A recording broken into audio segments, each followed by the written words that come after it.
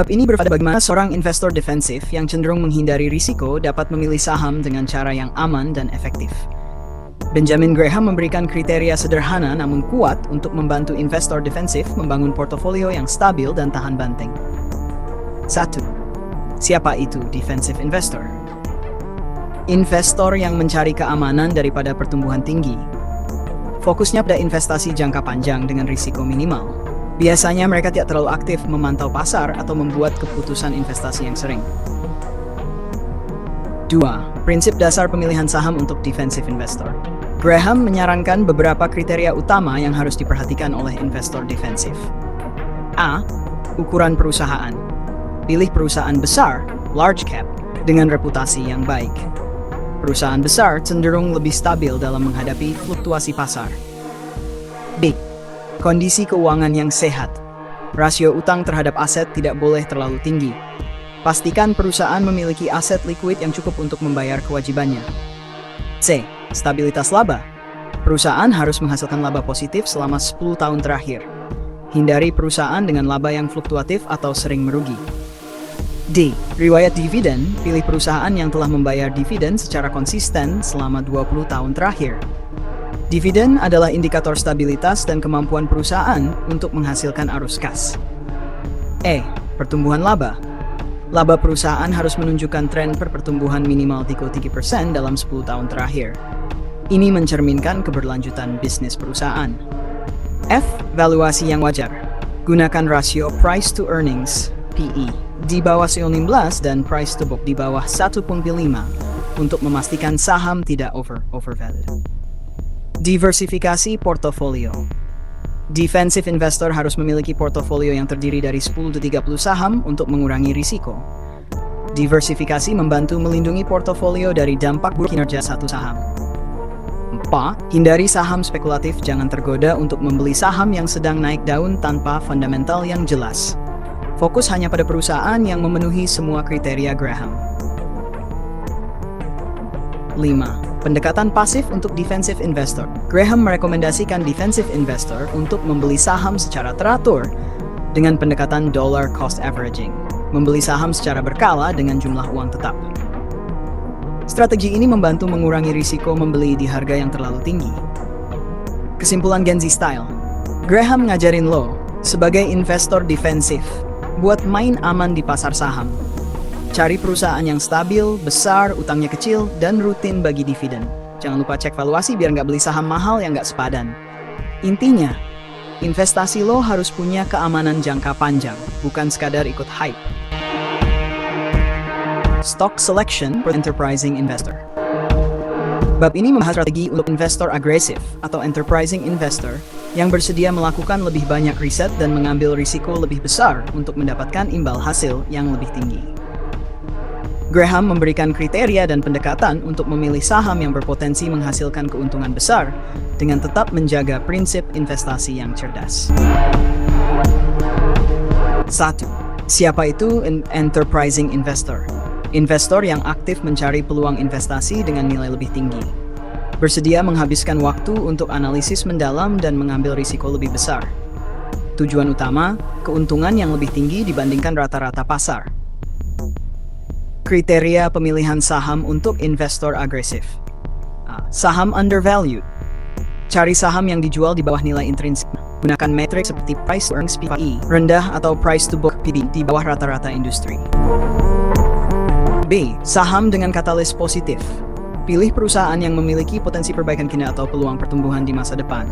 Contohnya, restrukturisasi perusahaan, peluncuran produk baru, atau ekspansi pasar. C. Perusahaan kecil dan kurang diperhatikan. Graham menyarankan untuk mencari perusahaan kecil yang kurang dikenal, tetapi memiliki fundamental yang solid. Ini seringkali menjadi area yang kurang dihargai oleh pasar. Riwayat keuangan yang layak. Meskipun lebih toleran terhadap risiko, investor tetap harus memilih perusahaan yang memiliki stabilitas laba minimal dalam beberapa tahun terakhir. Saham siklis dengan timing yang tepat. Saham perusahaan di sektor siklis seperti otomotif atau bahan mentah dapat memberikan peluang besar jika dibeli pada saat harga rendah. Graham menekankan pentingnya memahami siklus industri tersebut. F. Perusahaan dalam masa pemulihan. Saham dari perusahaan yang sedang dalam masa pemulihan dari masalah keuangan atau operasional seringkali undervalued. Namun, investor harus memastikan bahwa perusahaan memiliki rencana pemulihan yang solid. 3. Pendekatan Graham untuk enterprising investor. A. Analisis fundamental yang mendalam. Selalu lakukan riset mendalam terhadap laporan keuangan, manajemen, dan prospek perusahaan. Jangan hanya mengandalkan opini pasar atau tren sesaat. B. Diversifikasi dengan bijak. Jangan menaruh semua uang di satu saham berisiko tinggi. Diversifikasi tetap penting untuk mengurangi risiko keseluruhan. C. Pantau dengan aktif. Investor agresif harus siap untuk memantau portofolio mereka secara aktif dan membuat keputusan cepat jika ada perubahan kondisi pasar. Jangan tergiur saham spekulatif. Meskipun lebih agresif, tetap hindari saham yang hanya mengandalkan hype atau rumor tanpa fundamental yang jelas. 4. Prinsip utama untuk enterprising investor. Bersikap kritis terhadap informasi pasar. Jangan mudah terpengaruh. Pastikan ada margin of safety dalam setiap keputusan investasi. Fokus pada nilai jangka panjang, bukan hanya keuntungan instan. Kesimpulan Gen Z Style. Di bab ini, Graham ngajarin lo buat lebih berani, tapi tetap rasional. Cari saham yang undervalued, tapi pastikan lo paham banget bisnisnya. Jangan asal beli saham cuma karena rame atau ada gosip. Ini investasi, bukan main judi. Bab berikutnya akan membahas margin of safety as the central concept of investment, di mana Graham menjelaskan inti dari investasi yang cerdas. Selalu ada ruang untuk error. Stay tuned.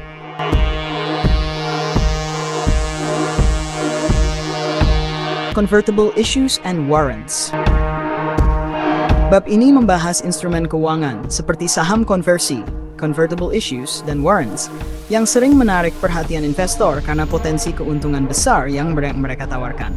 Namun, Graham memberikan peringatan keras agar investor memahami risiko di balik instrumen ini. 1. Apa itu convertible issues dan warrants? A. Convertible issues, obligasi atau saham konversi. Instrumen keuangan seperti obligasi atau saham preferen yang bisa dikonversi menjadi saham biasa di masa depan. Keunggulan, investor mendapat keuntungan ganda yaitu bunga, dividen tetap, dan peluang kenaikan nilai saham biasa. B. Warrants. Hak untuk membeli saham perusahaan pada harga tertentu di masa depan. Biasanya diterbitkan oleh perusahaan sebagai bagian dari obligasi atau saham preferen untuk menarik investor. 2. Keunggulan convertible issues dan warrants. A. Potensi keuntungan besar. Jika harga saham perusahaan naik, investor bisa mengonversi obligasi atau saham preferen menjadi saham biasa dan menikmati kenaikan harga. B. Pendapatan tetap. Convertible issues sering menawarkan bunga tetap seperti obligasi yang memberikan stabilitas. C. Daya tarik untuk investor agresif, memberikan peluang untuk mendapatkan keuntungan dari kenaikan harga saham tanpa risiko langsung seperti membeli saham biasa. 3. Risiko dan kekurangan. Overvaluation. Convertible issues sering dihargai lebih tinggi karena daya tarik konversinya.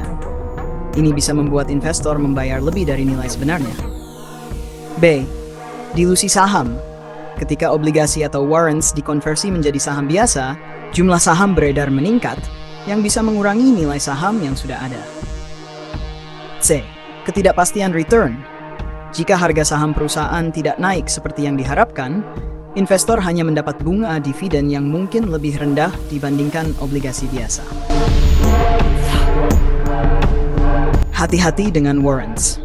Graham menganggap warrants sebagai spekulasi tingkat tinggi karena nilainya sangat bergantung pada pergerakan harga saham. B. Pahami nilai intrinsik. Jangan hanya tergiur potensi konversi, pastikan instrumen tersebut dibeli di bawah nilai intrinsiknya. C. Hindari kelebihan bayar. Jangan membayar premi terlalu tinggi hanya untuk hak konversi atau warrants. D. Gunakan sebagai pelengkap, bukan utama. Convertible issues sebaiknya menjadi bagian kecil dari portofolio, bukan fokus utama investasi. Bab ini ngajarin lo buat hati-hati sama investasi yang kelihatannya keren. Convertible issues itu kayak tiket VIP yang bisa jadi tiket biasa kalau konsernya flop. Lo dapat bunga tetap, tapi jangan berharap cuan gede kalau harga sahamnya nggak naik. Intinya, jangan bayar mahal cuma buat potensi, kalau lo nggak yakin nilainya worth it. Bab berikutnya akan membahas margin of safety. konsep inti dari investasi ala Benjamin Graham. Stay tuned.